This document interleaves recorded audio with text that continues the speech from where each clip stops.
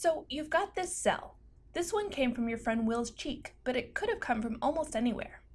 You want to know more about the genes in this cell, that is, the genes in the genome, not the genes Will wears to school.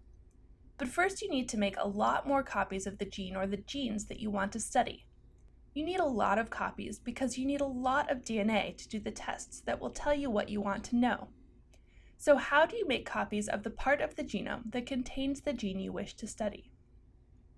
The tool that you will use is called polymerase chain reaction, or PCR. But what is PCR, and how does it allow you to amplify or make so many copies of a specific region of DNA?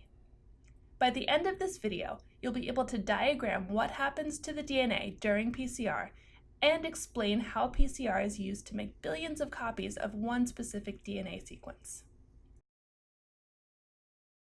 To perform PCR, you will need the DNA from Will's cheek cell, as well as a special heat-tolerant DNA polymerase, DNA primers, and free DNA nucleotides.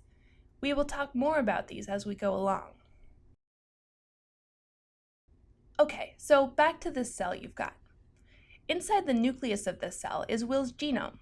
The genome is made of DNA and is diploid, which means that Will has 2 copies of each chromosome, one he inherited from his mom and one he inherited from his dad. These are called homologous chromosomes, and the 2 homologous chromosomes each contain the same sequence of genes. Here are the 2 copies of the gene we want to amplify in Will's genome. Remember that genomic DNA is a double-stranded helix, but in this video we're going to represent it as flat, untwisted double-stranded DNA, so that we can see what's happening more easily. Let's focus on one of these homologous copies to run through the steps of PCR. To copy this DNA, each of these strands will be used as a template which will direct the synthesis of a new DNA molecule. This means that we have to separate the double helix into 2 different strands. So the first thing that happens in PCR is that we melt the genomic DNA. By heating the DNA to the melting temperature, we provide the energy that helps separate the 2 strands of the DNA double helix, disrupting the hydrogen bonds between the bases. The enzyme that makes DNA, called DNA polymerase, cannot start from scratch. It can only add nucleotides onto the end of an existing DNA molecule. So for PCR, we also have to provide a 3' end of DNA for the polymerase to extend. Thus, the next step is to allow primers to bind to the DNA. This step is called annealing. Primers are short single-stranded pieces of DNA that we order custom-made from a company and add to the PCR reaction. We design each primer to have a sequence that is complementary to a sequence near the gene we want to amplify. When we lower the temperature to the annealing temperature, each primer anneals anywhere it finds a complementary sequence in Will's whole genome, which, if you think about the cell we started off with, means each primer will anneal to both homologous chromosomes. If we zoom in on these regions, we can see that our primer A is complementary to this sequence to the left of the gene, and our primer B is complementary to this sequence to the right of the gene, because that's how we design them. It is important to know that DNA polymerase can only make DNA in the 5' to 3' direction, and that the newly made DNA must be complementary and antiparallel to its template. Antiparallel means the 2 strands of DNA are running in opposite directions according to their 5' and 3' ends. So when we look at this region, primer A must anneal in this orientation so that when it is extended, we copy the gene that we are interested in. What would happen if instead we had this primer with the 3' end on this side? Because the primer will be extended in the 5' to 3' direction, you would copy this DNA instead of the gene you want. Now, applying the same rules as we just used for primer A, design primer B to anneal properly in the box marked B. Make sure you think about where the primer binds, its directionality, and its sequence.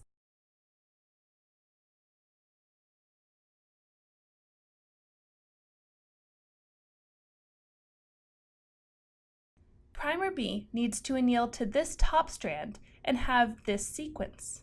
Make sure you've noticed the 5' to 3' orientation of this primer. Now that our primers are annealed, we can move to the next step, elongation, sometimes also called extension. When we shift our reaction to the ideal temperature for the DNA polymerase, it will bind the 3' end of each primer and add nucleotides that are complementary to the template strand. The new strand continues to elongate until the DNA polymerase reaches the end of the template strand, which could be many thousands of bases past the edge of the screen. And this is the end of one cycle of PCR. But wait a second. The elongation didn't stop at the end of the region we want to amplify. Did we do something wrong? Actually, if we do a few more cycles of PCR, you'll see that everything works out in the end. Okay, so on to cycle 2. Each cycle of PCR follows the same 3 steps. Do you remember what the first step is? First, at the melting temperature, we melt the DNA. Then, what's the next step? At the annealing temperature, we anneal primers. The primers cannot distinguish between the original genomic DNA and the DNA we made in cycle 1, so the primers bind anywhere that they are complementary. And now, what's the third step of the PCR cycle?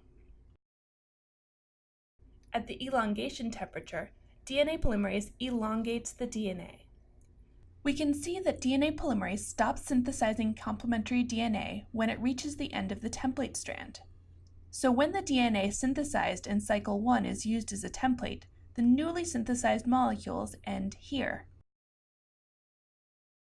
So if we had started the PCR with 1 double-stranded template molecule, at the end of cycle 2, we have 4 double-stranded molecules, none of which are exactly what we want, yet. Let's do another cycle of PCR. First step, melt. Second step, anneal. Third step, elongate. And look, we now have 8 double-stranded DNA molecules, and 2 are the intended product, a piece of double-stranded DNA that has the same sequence as Will's genomic DNA and extends only as far as the primers. But wasn't the whole point of this to make a lot of copies of this product? Yes, so how do we do that? Let's do one more cycle of PCR to see what we get. First step, melt. Second step, anneal. Third step, elongate. Now, take a look at the DNA molecules. We now have 16 double-stranded molecules, and 8 of them are exactly what we want. We can see that the ratio of the intended product to the rest of the DNA has increased, and actually is going to increase with every cycle. After the next cycle, we will have 32 double-stranded molecules, and 22 of them are exactly what we want. As more cycles are completed, very quickly we get lots of copies of Will's gene. Most of the time, you will start PCR with DNA from many cells in your test tube, not just one as we've shown here. However, even if you do start with the DNA from just one cell, you'll have made over 2 billion copies of that gene in a few short hours. And that's enough copies of this DNA to perform a number of different tests, like seeing how long it is or what the sequence of nucleotides is. So the next time you want to run tests on someone or something's DNA, remember that you first need lots of copies of that DNA, and for that, PCR is your friend.